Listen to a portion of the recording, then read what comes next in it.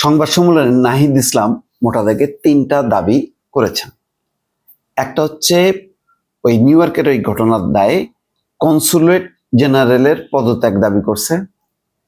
আবার বিএনপির প্রতি আহ্বান জানাইছে যে আওয়ামী লীগ পুনর্বাসনের রাজনীতি থেকে সরে আসার জন্য।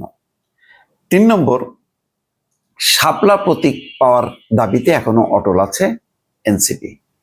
এই 3টা দাবি কেমনে কে পূরণ করবে বুঝতে পারতেছেন। একটা তো নির্বাচন কমিশন, শাপলা প্রতীক, আর একটা হচ্ছে 3 কর্তৃপক্ষের কাছে, আর একটা হচ্ছে কনসুলেট জেনারেল, সেটা সরকারের কাছে, আর একটা হচ্ছে বিএনপির কাছে, যে আওয়ামী লীগ পুনর্বাসনের রাজনীতি থেকে সরে আসার জন্য। আওয়ামী লীগ পুনর্বাসন করছে কি বিএনপি? এই বক্তব্যের মধ্যে দিয়ে তো আবার বিএনপির মধ্যে আবার ক্ষোভ তৈরি হবে। দেখা যাক তাদের মানে দাবির ব্যাপারে কি প্রতিক্রিয়া দেয় এই 3 সংস্থা।